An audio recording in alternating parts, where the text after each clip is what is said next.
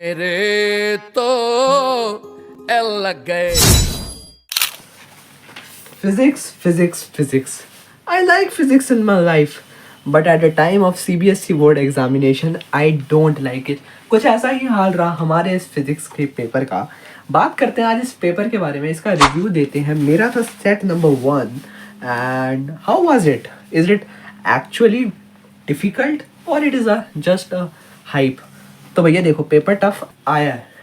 Paper कोई चीज़ tough नहीं होती है, बट किस टाइम पे उस चीज़ को पूछा जा रहा है, that is the most important thing. ये पेपर टफ इसलिए है क्योंकि इसके अंदर क्वेश्चंस लेंदी हैं एज वेल एज जो क्वेश्चंस का लेवल है वो भी एग्जामिनेशन के बेंचमार्क के लिए सेट नहीं करता, विच इज़ अ बहुत ही ज़्यादा ऑब्वियस थिंग है। अब पेपर टफ है, ये ईजी है, तो ये तो पता चल ही जाता है ना जब कोई चीज़ पेपर के बेंचमार्क को ही नहीं कर रही है। एंड जो बंदा कहता है कि PYQs करने से आपके फिजिक्स में 100 में से 100 आ जाएंगे, भैया 50 नंबर भी आना बहुत टफ है। बट मैं XJ एस्पेरेंट हूँ, तो मेरे को थोड़ा बहुत तो अपना पुराना ज्ञान था, तो मैंने अपनी थोड़ी सी क्रिटिकल थिंकिंग लगाई एंड इस पेपर को सॉल्व किया। But MCQ was very easy, बहुत आसान MCQ थे, ठीक है। एंड उसको देख के जो डोपामिन स्पाइक हुआ ना, लगा कि भैया इस बार आने वाले 60 नंबर। एंड इस बार CBSE ने हमारे ऊपर कर दी है बहुत बड़ी रहम, क्योंकि अब तो भैया पेपर में लगने वाली है आग। बट वो आग लगने से पहले ही बुझ गई। सबसे बड़ी गलती थी कि मैंने सेक्शन A से स्टार्ट किया। मुझे करना था ये था स्टार्ट सेक्शन नंबर E से, तो मैं मोर एफिशिएंटली चीज़ों को कर पाता। बट जो हो गया उसके बारे में सोचे गए हूँ, बट मैं आपको बताना चाहता हूँ हुआ क्या। Section B was a tough. पहला क्वेश्चन आसान था, PYQs में से था। कुछ क्वेश्चन PYQs जैसे थे, बट कुछ question was completely new to me and it was a bit critical thinking based, ठीक है, दिमाग लगना था। तो वैसे कुछ क्वेश्चंस थे। फिर ना, क्योंकि देखो 3 घंटे के थे एंड अच्छे से लिखना भी था, पेपर प्रेजेंटेशन भी रखनी थी, तो इन सारी चीज़ों को मैनेज करना मेरे लिए था इम्पॉसिबल। तो मैंने बोला भाई टॉपर आंसर शीट की वीडियो जो रात को देखी थी उसको लगाओ साइड में, बट भाई अब किसी भी तरीके से पेपर हम जाए कंप्लीट। आप सोचने के लिए भी टाइम नहीं लगा सकते इन चीज़ों पे, क्योंकि JEE मेंस के अंदर या फिर JEE एडवांस के अंदर आपको ये पता है कि आप कुछ क्वेश्चंस को छोड़ सकते हो, बट आप यहाँ पे क्वेश्चंस को छोड़ नहीं सकते। तो आपको कुछ ना कुछ लिखना था एंड कुछ ना कुछ में जो आता हो वो भी कुछ ना कुछ लिखने के अंदर चला जाए।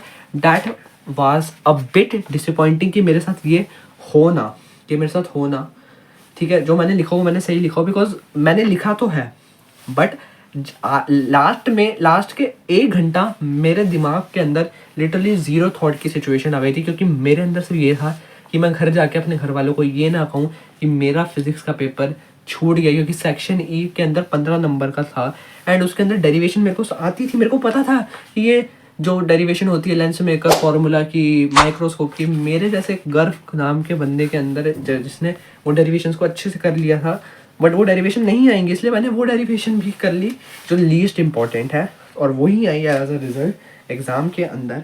एंड मेरे को वो आती थी, but the first part is मेरे पास कंसिडरेशन लिखने का, अच्छे से एक्सप्लेन करने का टाइम नहीं था। इनफैक्ट मैंने डायग्राम भी पेन से बनाया है, क्योंकि मेरे को पेपर नहीं करना था मिस। एंड इस चीज़ में मैंने कर तो दिया कुछ, एंड अब क्या किया है वो तो भैया भगवान ही बताएंगे। And this paper is tough for the CBSE exam.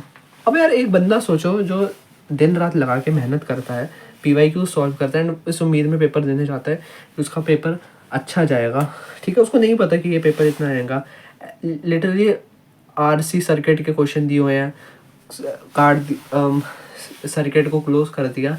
तो यार वो क्वेश्चन को अगर आप नॉर्मल सिलेबस के अकॉर्डिंग करोगे ना, तो उसके अंदर लगेगा दिमाग, एंड दिमाग लगाने के लिए चाहिए होता है टाइम। तो ये सारी चीज़ों को 3 घंटे के अंदर मैनेज करना with proper writing the answer as per the marks is impossible for me, but I think by every one. That is why internet पर हाइप चल रही है फिजिक्स एग्जाम टफ। अब बस मैं क्या एक्सपेक्ट करता हूँ मैं नहीं बता सकता। 45 से नीचे भी वर्स्ट सिनेरियो मैं हूँ, कुछ भी हो सकता है। बेस्ट सिनेरियो 55 से 60 के बीच में, क्योंकि MCQ तो was most of the MCQs was correct. एक सेकेंड, हाँ, तो यार most of the MCQ was correct and case study was also up to the mark. And कुछ क्वेश्चन सब मिला के अगर 50 से ऊपर जा रहे हैं तो भैया मैं खुश हूँ। एंड अब केमिस्ट्री के अंदर लगानी है आग, क्योंकि अब 60 से ऊपर लाना इज़ वेरी इंपॉर्टेंट।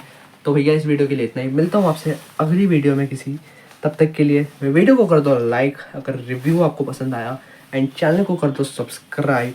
बट उससे पहले काम की बात कर रहे थे, क्योंकि ये तो था सिर्फ टाइम पास के लिए। अब बात करते हैं कि जो बंदा 11th स्टैंडर्ड में है उसको क्या करना है। सबसे पहली बात, अपनी फिज़िक्स को जेई लेवल पे ही लेके चलो। जेई लेवल के क्वेश्चंस पढ़ो, जेई लेवल का लेक्चर्स लो, एंड जेई लेवल के प्रॉब्लम सॉल्व करो, तभी आप सीबीएसई के क्वेश्चन कर पाओगे। एंड डेरिवेशंस को तो साथ में साथ आप करो, that is the most important thing. आप ये सारी चीज़ों को करना है, यानी कि आपको जेई लेवल का ही पढ़ना है फिज़िक्स के अंदर, एंड तभी आप कर पाओगे इस पेपर को सक्सीड। तो इस वीडियो के लिए इतना ही, I will catch you in next one. तब तक के लिए पढ़ते रहो एंड केमिस्ट्री के अंदर आग लगा देना। बाय।